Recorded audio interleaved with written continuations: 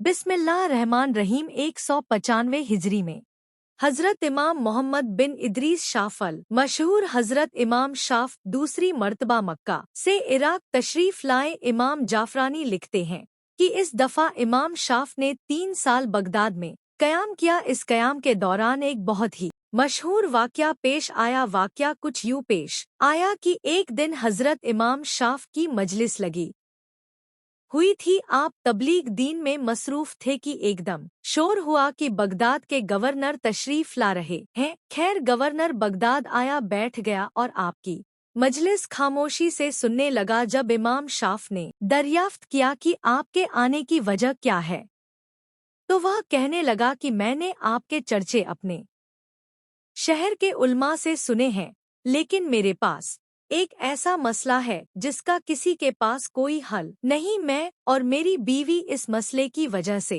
2 हफ्तों से परेशान है। मेरा सवाल यह है कि क्या आप बता सकते हैं कि मैं जन्नती हूँ या जहन्नम। हजरत इमाम शाफ ने गवर्नर का सवाल सुना और मुस्कुरा कर कहने लगे, गवर्नर साहब क्या आप मुझे अपना पूरा मसला बताएंगे। गवर्नर फौरन बोल उठा, हजरत मैंने यह सवाल जिस भी आलिम से पूछा है तो हर एक ने यही जवाब दिया है कि यह एक ऐसा सवाल है कि जिसका कोई भी जवाब नहीं दे सकता, जबकि मेरा मसला इस सवाल के जवाब के बगैर हल नहीं हो सकता। गवर्नर अपने मसले की तफसील बयान करते हुए कहने लगा, हुजूर वाला बात यह है कि 2 हफ्ते पहले एक खूबसूरत रात में मैं और मेरी बीवी प्यारो मोहब्बत की बातों में मगन थे। हम खूब हंसी मजाक कर रहे थे। फिर एक बात पर मेरी बीवी मुझसे रूठ गई। थोड़ी देर के बाद मैंने अपनी बीवी से सोहबत करना चाही। अभी मैंने उसे हाथ ही लगाया तो मेरी बीवी कहने लगी, पीछे हट ओ जहन्नम, आज मुझे हाथ भी मत लगाना। बस यही सुनना था कि मेरा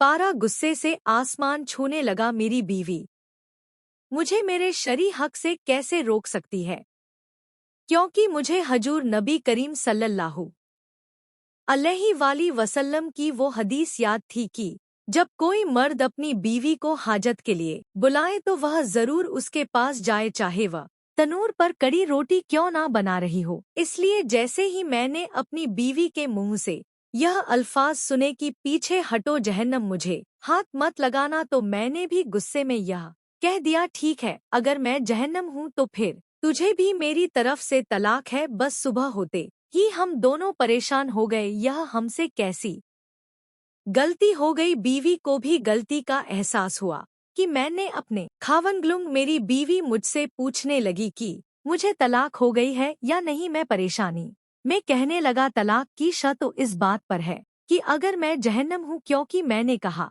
था कि अगर मैं जहन्नम हूँ तो तुम्हें तलाक है। फिर गवर्नर बगदाद हजरत इमाम शाफी से कहने लगा, बस 2 हफ्तों से अपने शहर के हर आलिम को बुलाकर इस सवाल का जवाब पूछ चुका हूँ, पर किसी के पास इसका जवाब नहीं और मैं अपनी बीवी को किसी सूरत छोड़ना नहीं चाहता।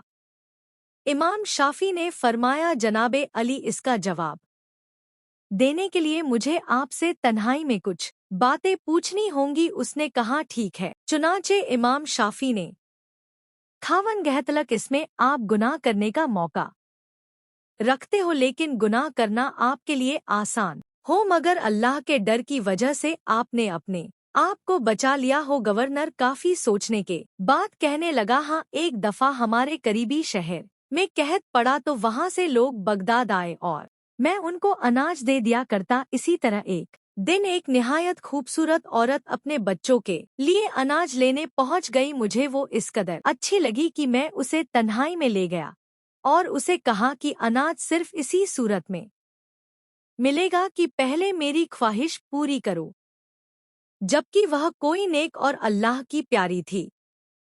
वह कहने लगी, अगर तुम्हें यह बात करते अल्लाह से याया नहीं आई तो मुझे तो आती है ना, मैं हरगिज यह काम ना करूंगी। मुझे यह सुनकर गुस्सा आ गया। मैंने महल के तमाम दरवाजे बंद कर दिए। जब वह बेबस हो गई तो कहने लगी, ए हाकिम, अल्लाह से डर, उसकी पकड़ बहुत सख्त है। उसके ये अल्फाज सीधे मेरे दिल में जा लगे। मेरी आंखों से नदामत के आंसू बहने लगे। मैंने ना सिर्फ उस औरत को जाने दिया, बल्कि उसके लिए और उसके सारे शहर के लिए अनाज लेकर उसके शहर में पहुंचा और वहां हर घर को अल्लाह की रजा के लिए फ्री में अनाज तकसीम किया। हालांकि अगर मैं चाहता तो लड़की से अपनी ख्वाहिश पूरी कर लेता, मुझे किसी ने पूछना नहीं था, मगर उसने एक बच्ची के ये अल्फाज मेरे दिल पर बिजली की तरह गिरे और मुझे अल्लाह का खौफ आ गया और मैंने गुनाह के इस मौके से बचने के लिए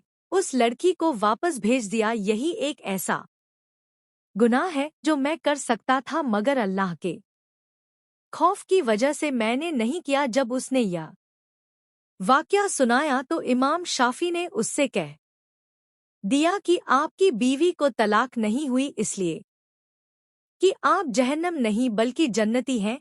जब उन्होंने यह फतवा दिया तो सारे उल्मा उनसे बहस करने लग गए कि आप कैसे यह कह सकते हैं, आप कैसे किसी को जन्नत का टिकट दे सकते हैं, क्या परमिट आपके हाथ में है? आप कहेंगे कि यह बंदा जन्नती है या जहन्नम। आपने फरमाया, फतवा मैंने अपनी तरफ से नहीं दिया, बल्कि यह फतवा अल्लाह ने कुरान मजीद में खुद अता किया है। कुरान की आयत है, और जो शख्स अपने रब के सामने खड़ा होने से डरे और उसने अपने नफ्स को ख्वाहिश में पड़ने से बचा लिया, बस उसका ठिकाना जन्नत होगा। अल्लाह ने चूंकि फरमा दिया है, लिहाजा मैं फतवा देता हूँ कि इस कबीरा गुनाह से बचने की वजह से यह बंदा क़यामत के दिन जन्नत में दाखिल होगा। इसके बाद हजरत इमाम शाफ पूरे मजमे से कहने लगे, आज से यह मसला याद कर लो कि बेशक बीवी अपने शौहर को बिना किसी शरी उज़र से मना नहीं कर सकती। शरी उज़र में आयाम हैज, बीमारी या शौहर का हदे तदान से ज्यादा हमबिस्तर होना कि जिसकी बीवी में ताकत ना हो। और रही तलाक की बात तो बीवी के मना करने से तलाक नहीं होती। बुखारी और मुस्लिम शरीफ की हदीस है कि रसूल अल्लाह सल्लल्लाहु अलैहि वसल्लम ने फरमाया, जब किसी शौहर ने अपनी बीवी को अपने बिस्तर पर बुलाया और वह न आई, फिर इसी गुस्से में उसने रात गुजारी, तो सुबह तक सारे फरिश्ते उस औरत पर लानत करते रहते हैं। दोस्तों, आज के इस जदीद दौर में जहां गुनाहों का बाजार खूब गर्म है, गुनाह करना बेहद आसान हो चुका है। जो बच्चा या बच्ची अपने आप को पाक दामन रखे और दावत गुनाह को ठुकरा दे तो यकीनन जन्नत उसका मुकद्दर होगी। अल्लाह पाक हम सबको पाक दामनी वाली जिंदगी गुजारने की तौफीक दे। अगर कोई गुनाह सरज हो गया हो तो अल्लाह पाक हम सच्चे दिल से तौबा करते हैं, हमें माफ फरमा दे और आइंदा गुनाह ना करने का अहद करते हैं। कमेंट सेक्शन में आमीन लिखना मत भूलिए।